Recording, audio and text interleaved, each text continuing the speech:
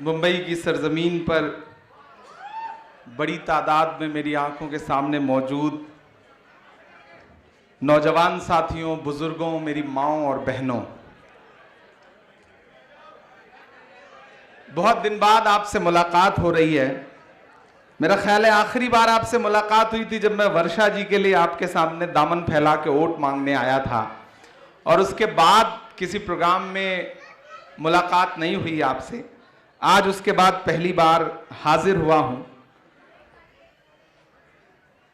कई महीनों से सोच रहा था चेयरमैन बनने के बाद कि मुंबई जाऊं, मुंबई वालों से मुलाकात करूं, लेकिन कोविड के दौरान ऐसे हालात पैदा हो जाते थे कि प्रोग्राम देने के बाद प्रोग्राम कैंसिल करना पड़ता था, रिस्ट्रिक्शंस बढ़ जाते थे, और आपसे मुलाकात नसीब में अब जाकर के लिखी थी, तो अब आपके बीच में हाजिर हो सका। इधर जो साथी बैठे हैं थोड़ी देर के लिए खामोश हो जाएं। जो बच्चे हैं इन बच्चों को चुप करा लिया जाए। हालांकि बच्चों को चुप कराना मुश्किल होता है, लेकिन आप अपनी पे आ जाती हैं तो बच्चों के वालिद को चुप करा देती हैं, तो बच्चे ही हैं, इन्हें चुप करा लें। न तेरा है न मेरा है ये हिंदुस्तान सबका है, न तेरा है न मेरा है ये हिंदुस्तान सबका है, नहीं समझी गई ये बात तो नुकसान सबका है, जो इसमें मिल गई नदियां वो दिखलाई नहीं देती, महासागर बनाने में मगर एहसान सबका है। मुंबई वालों, आज एक खूबसूरत दिन है, और आज जिस तरह से एयरपोर्ट से लेकर के इस ग्राउंड तक आपने मोहब्बतें दी हैं, जिस तरह से इस्तकबाल किया है, जिस तरह से स्वागत किया है, उसने मुझे इस बात का एहसास दिलाया है कि मुझे याद है आरिफ नसीम खान साहब गवाह हैं इस बात के कि 2013 या 2012 की कोई शाम थी जब मैं पहली बार मुंबई के किसी मुशायरे में आया था, और वो आरिफ भाई का मुशायरा था, और मैंने पहली बार वहां मदरसे की नज्म पढ़ी थी जो पूरी दुनिया में इतनी मकबूल हुई कि उसने मुझे इमरान प्रतापगढ़ी बना दिया। तो इस शहर से मेरा बड़ा गहरा रिश्ता है। असलम शेख साहब भाई की तरह हैं, उनकी भी दुआएं हमेशा मिलती रही हैं। यहाँ मंच पर जो बाकी लोग मौजूद हैं, अनीस अहमद साहब एक्स मिनिस्टर, भाई जगताप साहब चले गए, चरणजीत सिंह सप्रा जी चले गए, वजाहत मिर्जा साहब यहाँ पे तशरीफ रखते हैं, हमारे फरहान आजमी साहब, जमील कुरैशी साहब, अलीम साहब जो यहाँ मौजूद हैं, वर्षा जी तो हैं ही, वर्षा जी तो बड़ी बहन है, मैंने सबसे पहले उनका जिक्र कर दिया। लेकिन आज मैं सबसे ज्यादा जिन लोगों की तारीफ करना चाहता हूं वो 6 जो जिला अध्यक्ष हैं मुंबई के, मैं उनकी खास तौर से तारीफ करना चाहता हूं।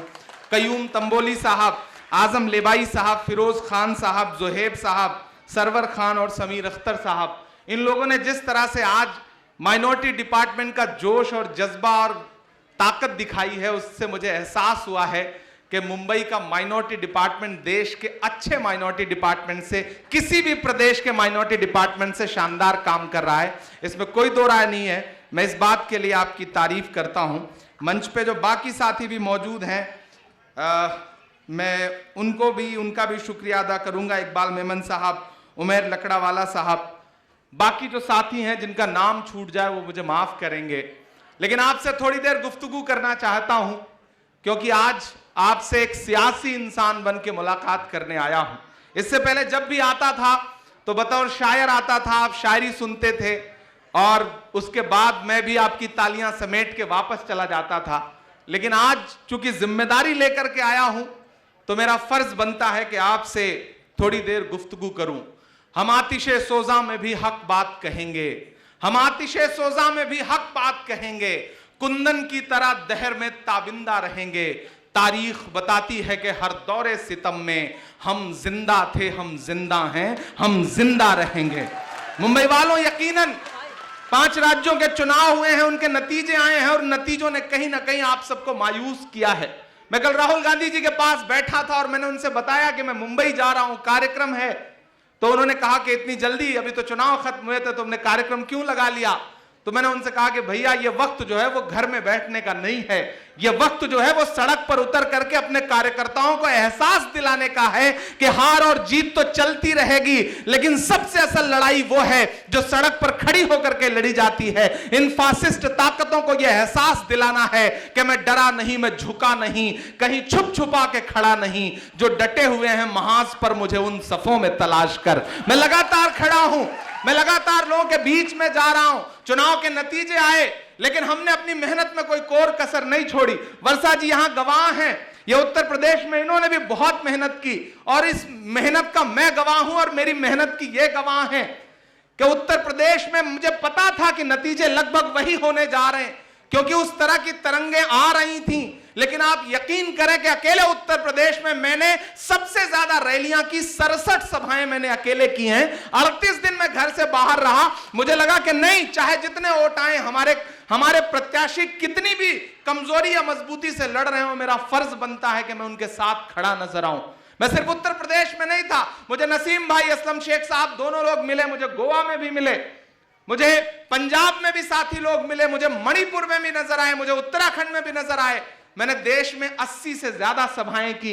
मैं लगातार लोगों के बीच में खड़ा रहा और क्यों खड़ा रहा उसकी वजह बताता हूं और उस वजह के दो लोग गवाह हैं, आरिफ नसीम खान साहब और असलम शेख साहब।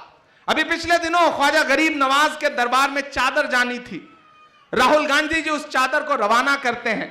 आप दोनों लोग गवाह हैं मेरी इस बात के।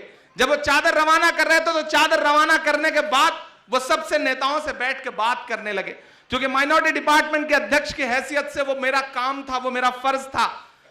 चादर के बाद हम सारे लोग बैठ के बात करने लगे तो हमारे मध्य प्रदेश के एक विधायक साथी हैं आरिफ मसूद साहब, उन्होंने जिक्र किया इस बात का कि किस तरह से आज ये फासिस्ट ताकतें हमें कुचलना चाहती हैं, हमें दबाना चाहती हैं, ऐसे में हम क्या करें। तो राहुल गांधी जी ने एक बात बताई, उन्होंने एक वाकया बताया और वो वाकया मैं आपसे भी शेयर करना चाहता हूं। राहुल जी ने कहा कि आरिफ साहब, उनका नाम आरिफ मसूद है, आरिफ नसीम भाई भी बैठे हुए थे, उन्होंने कहा कि बताइए इस्लाम क्या है। राहुल जी का सवाल था इस्लाम क्या है। आरिफ मसूद साहब ने जो जवाब दिया वो जवाब उनका अपनी जगह सही था, लेकिन राहुल जी उससे संतुष्ट नहीं हुए। उन्होंने कहा नहीं, मैं आपको बताता हूं। सब चौंक गए। हम 35 लोग थे, पूरे देश के अलग अलग राज्यों के तमाम अकलियतों के बड़े नेता उस प्रोग्राम में मौजूद थे। सब हैरत से राहुल जी की तरफ देखने लगे कि अब राहुल गांधी जी क्या बताएंगे। तो राहुल गांधी जी ने कहा कि मेरा एक कुली दोस्त है, वो दिल्ली रेलवे स्टेशन पर कुली का काम करता है, हाशिम नाम है उसका, उसने मुझे जो बात बताई है वो मैं आपको बताना चाहता हूं। हम सारे लोग चौंक गए कि राहुल गांधी ये कह रहे हैं कि कुली हमारा दोस्त है और उसने मुझे जो बात बताई है इस्लाम के बारे में, ईमान के बारे में, वो मैं बताता हूं। फिर राहुल जी ने हमें एक हदीस सुनाई कि ईमान का आला दर्जा वो है कि अगर आप जुल्म देखें तो अगर आपके अंदर ताकत है तो आगे बढ़ें और ताकत से उसे रोक दें। दूसरा दर्जा यह है कि अगर आप में ताकत नहीं है उतनी कि आप आगे बढ़ के ताकत से रोक सकते हैं तो जबान का इस्तेमाल करें और जबान से जुल्म के खिलाफ आवाज उठाएं। अगर वो भी नहीं कर सकते तो सबसे कमतर दर्जा यह है कि उसे दिल में बुरा माने और वहां से हट जाएं। यह हमें किसने सुनाया? राहुल गांधी जी ने। असलम भाई और आरिफ नसीम खान साहब इस बात के गवाह हैं। आप जानते हैं, आप सारे लोगों ने मुशायरों का मेरा सफर देखा है, आपने देखा है इसी मुंबई के मुशायरों में किस तरह से आपने दुआओं से मेरा दामन भरा है और मैं आराम से आता था, स्टारों की तरह मुशायरे में पढ़ता था और उसके बाद ठीक ठाक पैसे भी मिलते थे और वापस चला जाता था। लेकिन पिछले 6-7 महीने से मैंने सब कुछ एक किनारे रखा और शहर दर शहर, सड़क दर सड़क, गांव दर गांव जाकर के गलियों की खाक क्यों छान रहा हूं? क्योंकि राहुल जी की वो जो बात है ना कि आपके ईमान का एक दर्जा यह है कि अगर ताकत है तो जुल्म के खिलाफ ताकत से लड़ो, अगर ताकत से नहीं लड़ सकते तो जबान से लड़ो और जबान से भी नहीं लड़ सकते तो दिल से बुरा मानो उसे। मैं उस बात पर अमल कर रहा हूं। मैं शहर दर शहर जा रहा हूं। 5 राज्यों के नतीजे आए, एआईसीसी में कोई नेता बैठने को तैयार नहीं था, लेकिन आप यकीन करें सबसे पहले नतीजों के 4 दिन के बाद मैंने अपने ऑफिस में फोन किया और मैंने कहा ऑफिस खोलो, मैं ऑफिस आ रहा हूं। तो उन्होंने कहा सर एकदम सन्नाटा है। मैंने कहा इसी सन्नाटे को तो तोड़ना है, मैं ऑफिस आ रहा हूं। बैठेंगे ऑफिस में, लोगों से मिलेंगे, उनका हौसला बढ़ाएंगे। और आप यकीन करें कि मैं तकरीबन 8 घंटे आईसीसी बैठा रहा और कम से कम 1000 आदमी मिलने के लिए आया और जो भी आता था वो यही कहता था कि सर नतीजे अपनी जगह हैं लेकिन हमें लड़ना है क्योंकि इन फासिस्ट ताकतों के मंसूबे बहुत बुरे हैं। मैं यहां बैठे हुए तमाम साथियों से एक बात कहना चाहता हूं, मुंबई वालों, ये मुंबई है, ये महाराष्ट्र की सरजमीन है। इस सरजमीन से उठी हुई आवाज पूरे देश को एक रुख देती है और मुझे खुशी है कि कांग्रेस अध्यक्ष ने सरकार बनाने का जो भी फैसला लिया, यहां आज जो सरकार चल रही है महाराष्ट्र वालों, आप खुशनसीब हैं कि माहौल अच्छा है, वरना मैं तो उत्तर प्रदेश से आ रहा हूं। हमने देखा है लोगों के घरों पे चलते हुए बुलडोजर, मैंने देखा है एनआरसी मूवमेंट के दौरान 21 से ज्यादा बिछी हुई लाशें, चीखती हुई माएं, लहूलुहान सरजमीन मैंने देखा है। मैं लगातार लड़ रहा हूं। जब मैं मुरादाबाद में प्रोटेस्ट में शामिल होने गया तो योगी आदित्यनाथ की सरकार ने मुझे 1,04,00,000 रुपए का नोटिस दिया। और सिर्फ मुरादाबाद उत्तर प्रदेश नहीं, जब मैं हैदराबाद गया, जो आपके बीच में आकर के अकलियतों की बड़ी बड़ी बातें करने वाले नेता हैं, जब मैं हैदराबाद गया और हैदराबाद मैंने एक सभा में खड़े होकर सिर्फ यह कहा कि मुझे हैरत है कि हैदराबाद में कोई शाहीन बाग क्यों नहीं है, तो मेरे खिलाफ 7 धाराओं में FIR दर्ज हुआ, क्योंकि मैंने यह कह दिया कि वहां पे कोई शाहीन बाग क्यों नहीं है। तो मेरे भाई, लड़ाई बहुत मुश्किल है, लेकिन मैं इस लड़ाई को इसलिए लड़ रहा हूं कि आज जिस माहौल में मैं सांस ले रहा हूं, आज जिस माहौल में आप सांस ले रहे हैं, आने वाले दिनों में हमारी आने वाली पीढ़ी को उस माहौल में सांस न लेना पड़े। अगर हम आज खामोश रहे तो शायद कई नस्लों को खामोश रहना पड़ेगा, चुप रहना पड़ेगा।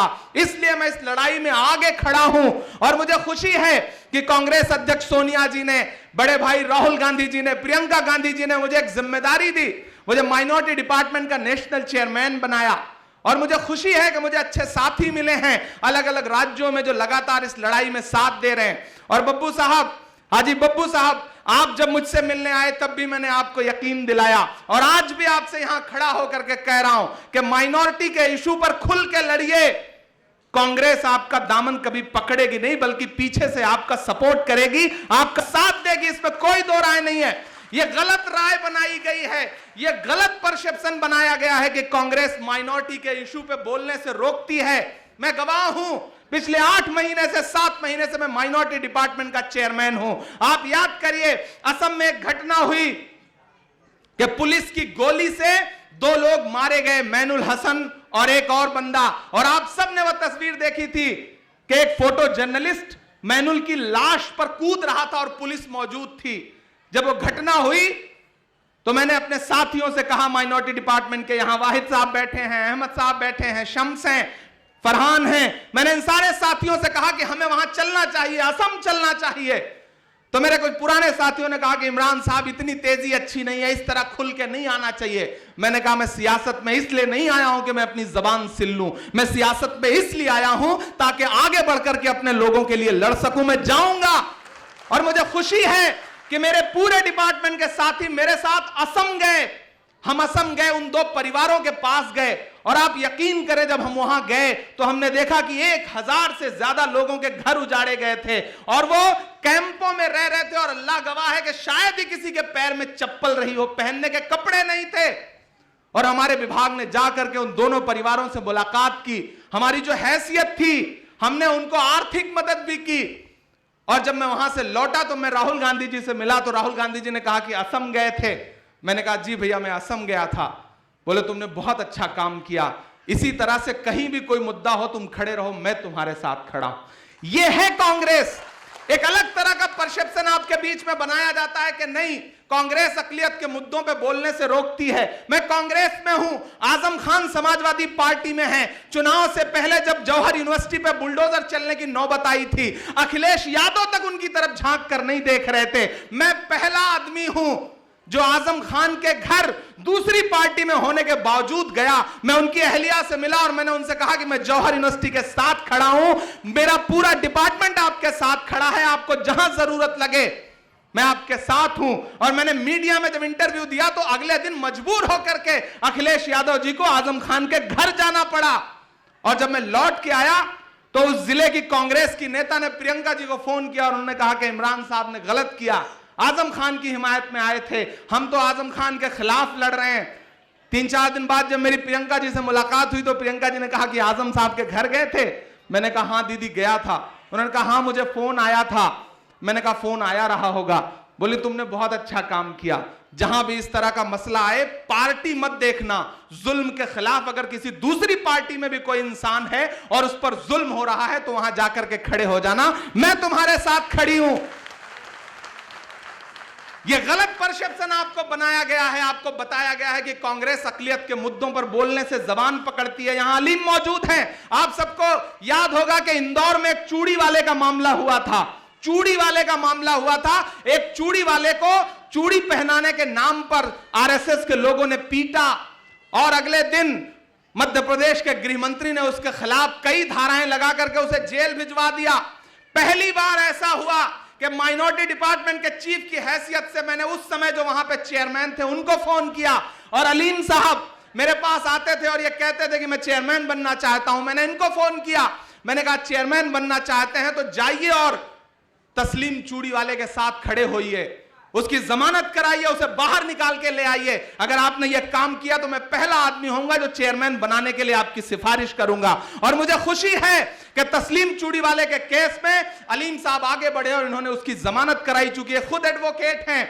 और जब जमानत करा करके तस्लीम को मेरे पास लेकर के आए तो सबसे पहला आदमी हूं जो केसी वेणुगोपाल जी से मिला और मैंने अलीम को चेयरमैन बनाने का प्रपोजल भेजा और 4 दिन के अंदर अलीम मध्य प्रदेश के चेयरमैन बने। मैं लगातार लड़ रहा हूं क्योंकि लड़ना जरूरी है। हमारी कौम को भी लफ्फाजी पसंद आती है, भाषण ज्यादा पसंद आता है, बुनियादी काम करने वालों को लोग याद नहीं रखते हैं। मैं भी चाहूं तो मैं एक मिसरा सुनाता हूं, आप तालियों का अंबार खड़ा कर देते हैं, नारे लगाते हैं, लेकिन मैंने कुछ बुनियादी काम करने के लिए चुना है। मैं उस काम पर आगे बढ़ रहा हूं। अब मुझे आपका साथ चाहिए। माइनॉरिटी डिपार्टमेंट को जितना आप मजबूत करेंगे उतना इमरान प्रतापगढ़ी को मजबूत करेंगे, उतना कांग्रेस को मजबूत करेंगे।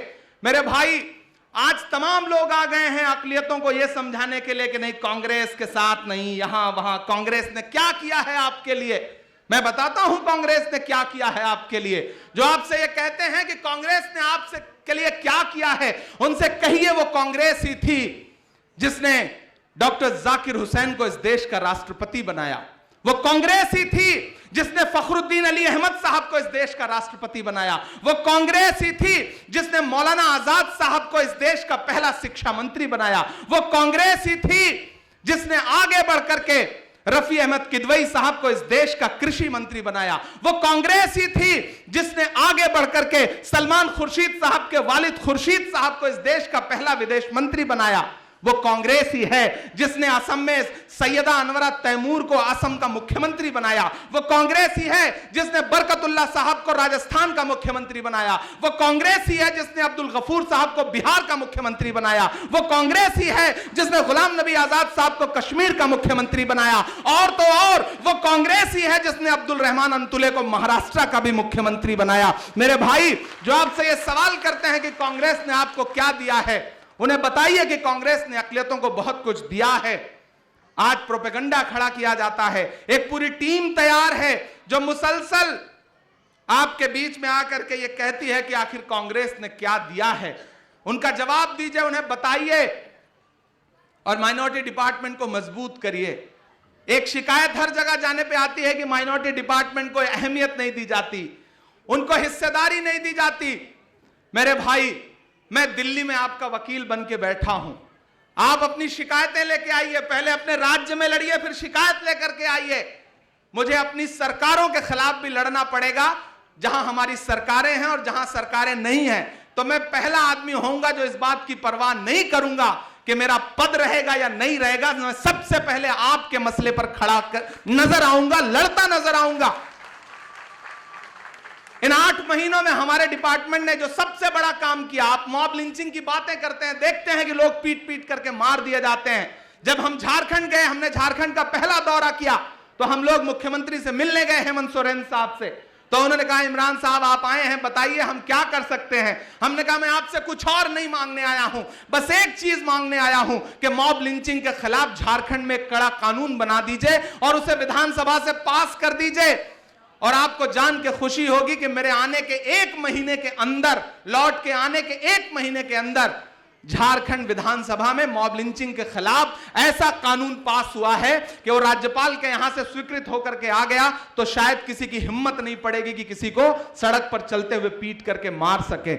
हम लोग लड़ रहे हैं, मुसलसल आपकी लड़ाई लड़ रहे हैं। और आज अपने कार्यकर्ताओं से मिलने आया हूं और मुझे खुशी इस बात की है कि बड़ी तादाद में यहां खवातीन बैठी हैं, मुझे अच्छा लगा, मैं अब तक जितने भी राज्यों में गया सबसे बड़ी तादाद में महिलाएं अगर कहीं दिख रही हैं तो वो मुंबई में नजर आ रही हैं। इस बात के लिए मैं खास तौर से आपको बधाई दूंगा। ये कांग्रेस पार्टी है जिसने उत्तर प्रदेश में एक प्रयोग किया और एक नारा दिया कि लड़की हूं लड़ सकती हूं। मैं अभी वर्षा जी के हाथ में देख रहा था कि अभी भी वो बैंड जो है वो लगा हुआ है लड़की हूं लड़ सकती हूं का। कांग्रेस ने क्या कहा कि लड़की हूं लड़ सकती हूं, 40% टिकट महिलाओं को देंगे और प्रियंका जी ने दे के दिखाया। और उधर भाजपा क्या कर रही है कि अगर हिजाब पहन के एक बेटी स्कूल में जाएगी तो सैकड़ों गुंडे उसे घेर करके नारा लगाएंगे। नफरत की हर ताकत से मोदी जी की यारी है। शिक्षा के मंदिर के अंदर नफरत की तैयारी है। एक बेटी ने इनकलाब का हाथ उठा के बता दिया, एक शेरनी जाने कितने लंगूरों पर भारी है। मुझे अच्छा लग रहा है कि खवातीन आगे आ रही हैं, आपका इस्तकबाल है, मेरे डिपार्टमेंट के दरवाजे आपके लिए खुले हैं। मैं अपने जिलाध्यक्षों का और जो जिलाध्यक्षों के लिए जो प्रभारी लगाए गए हैं, मैं उन तमाम साथियों का बहुत शुक्रिया इस बात के लिए अदा करूंगा कि आप शानदार काम कर रहे हैं। बीएमसी का इलेक्शन आपके सामने है, जो आपसी सियासी नाइत्तेफाकियां हैं उसे किनारे रखिए और बस एक बात सोचिए कि कांग्रेस का झंडा आगे लेकर के चलना है, क्योंकि कांग्रेस के झंडे में जो 3 रंग है वही इस देश के तिरंगे का भी रंग है। लेकिन भाजपा चाहती है कि उन 3 रंगों को बदल करके सिर्फ एक रंग कर दिया जाए। लेकिन कांग्रेस उनकी राह का सबसे बड़ा रोड़ा है, राहुल गांधी उनकी राह का सबसे बड़ा रोड़ा है। और हम सारे लोग यहां मौजूद, स्टेज पर जो मेहमान मौजूद हैं, इन सबके साथ यहां खड़ा होकर के मैं कह रहा हूं कि मैं राहुल गांधी के साथ खड़ा हूं, मैं कांग्रेस के साथ खड़ा हूं। इस लड़ाई में राहुल गांधी जो लड़ाई लड़ रहे हैं, इमरान शाना बशाना उनके साथ खड़ा है और मुझे पूरा यकीन है कि आप भी सारे लोग खड़े हैं, क्योंकि मैंने देखा है राहुल गांधी को। राहुल गांधी जी के बारे में बाहर मीडिया कितना भी प्रोपेगेंडा फैलाए, लेकिन जो एक बार राहुल गांधी से मिल लेता है वो समझता है कि वो कैसे इंसान है और इस देश में सेकुलरिज्म को बचाने की कौन सी लड़ाई वो लड़ रहे हैं। आपने बहुत भाषण सुन लिया है, मैं बहुत ज्यादा भाषण नहीं दूंगा और एक आध शायरी नहीं सुनाऊंगा तो आप नाराज भी हो जाएंगे, मैं ये भी जानता हूं। तो मैं आपके बहुत सब्र का इम्तिहान नहीं लूंगा, एक छोटी सी नज्म सुना दूंगा, क्योंकि आप बहुत वक्त से यहां पर बैठे हुए हैं। आज बहुत ज्यादा भाषण आपने सुना है और मुंबई वालों आप में बहुत सब्र है। मैं किसी भी राज्य में गया तो मैंने इतने, यहां स्टेज पर तो इतने नाम हैं कि उनका नाम लेने में ही कम से कम 10 मिनट का वक्त गुजर जाता है।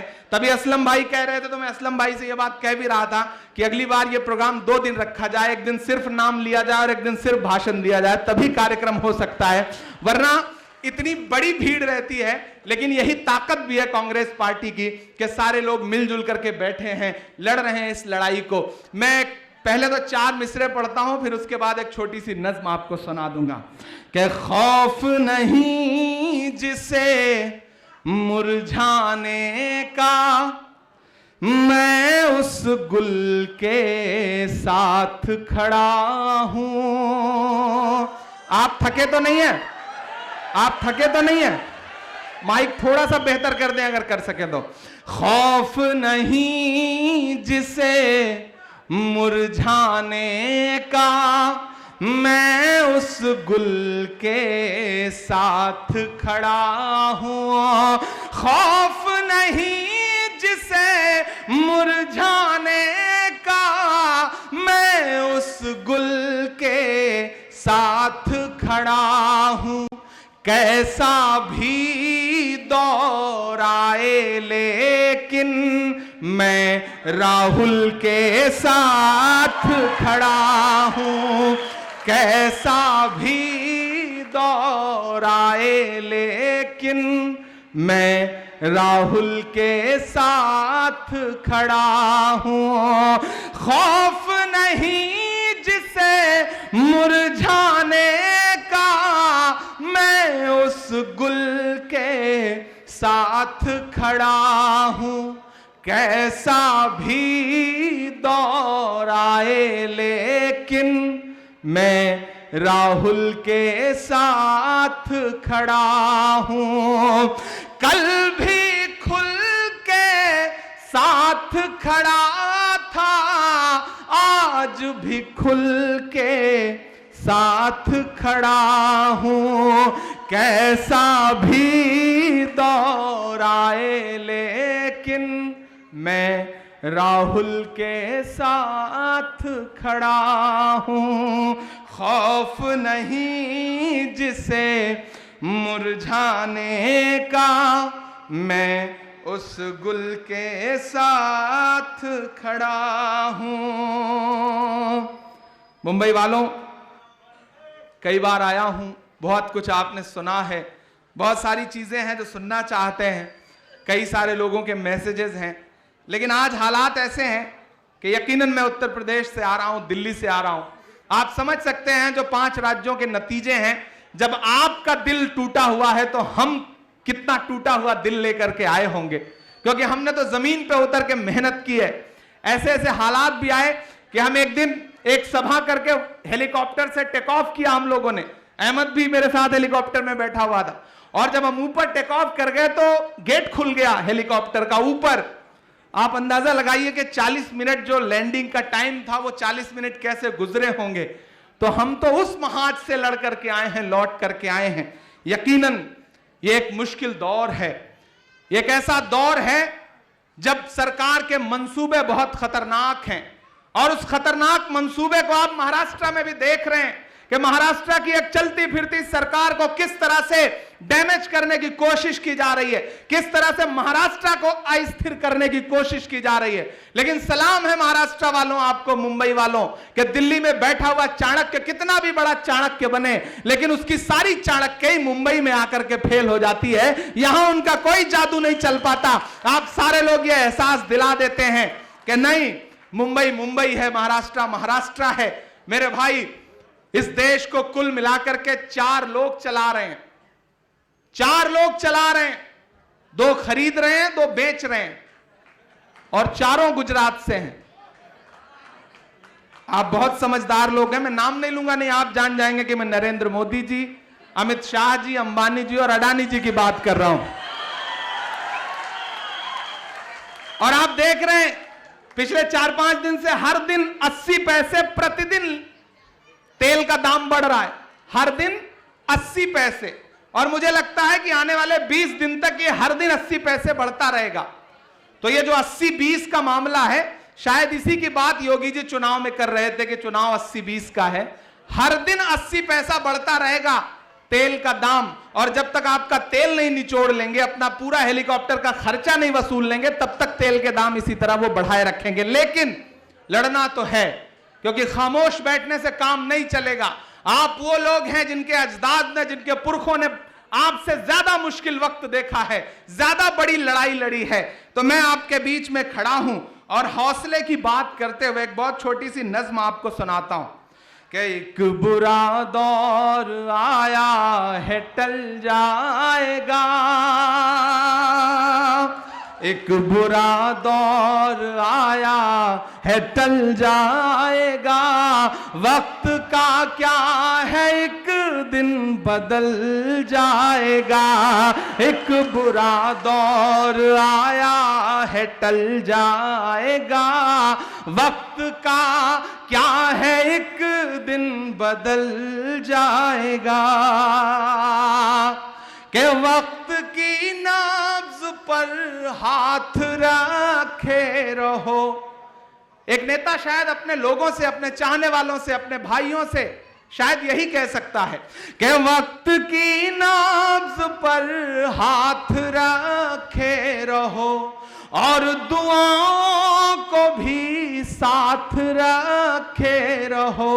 वक्त की नाब्ज पर हाथ रखे रहो, और दुआओं को भी साथ रखे रहो।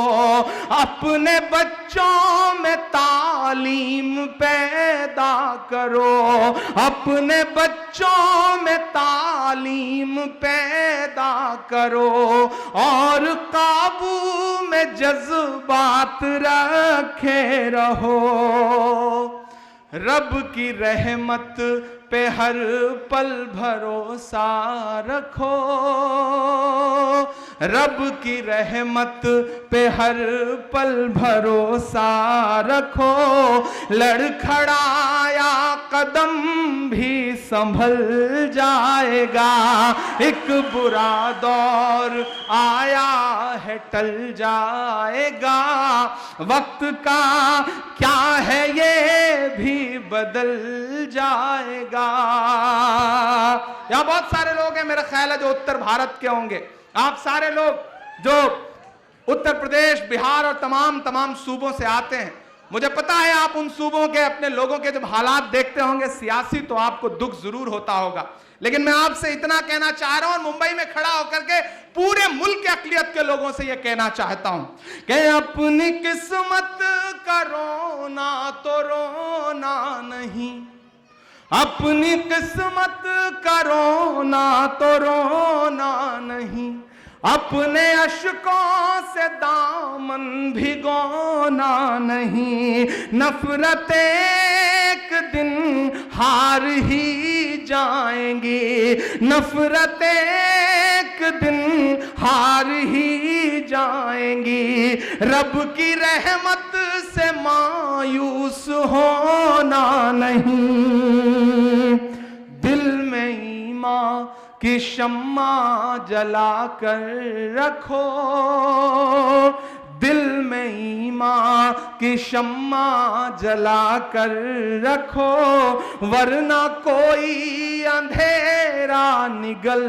जाएगा, वक्त का क्या है एक दिन बदल जाएगा, ये बुरा वक्त एक रोज टल जाएगा। और आखिरी मिसरे पढ़ता हूं, बहुत देर से आप सारे लोग बैठे हैं, हमें आपसे विदा भी लेना है कि अपने अजदाद की सीख पढ़ते रहो, अपने पुरखों की तारीख पढ़ते रहो, हुक्मरानों की साजिश समझते हुए जुल्म पढ़ते रहो, चीख पढ़ते रहो, मुल्क में तुम बराबर के हकदार हो, मुल्क में तुम बराबर के हकदार हो, कोई चींटी नहीं जो कुचल जाएगा, वक्त का क्या है एक दिन बदल जाएगा, एक बुरा वक्त आया है टल जाएगा। एक बार फिर से मुंबई अल्पसंख्यक विभाग के तमाम साथियों का बहुत शुक्रिया अदा करता हूं।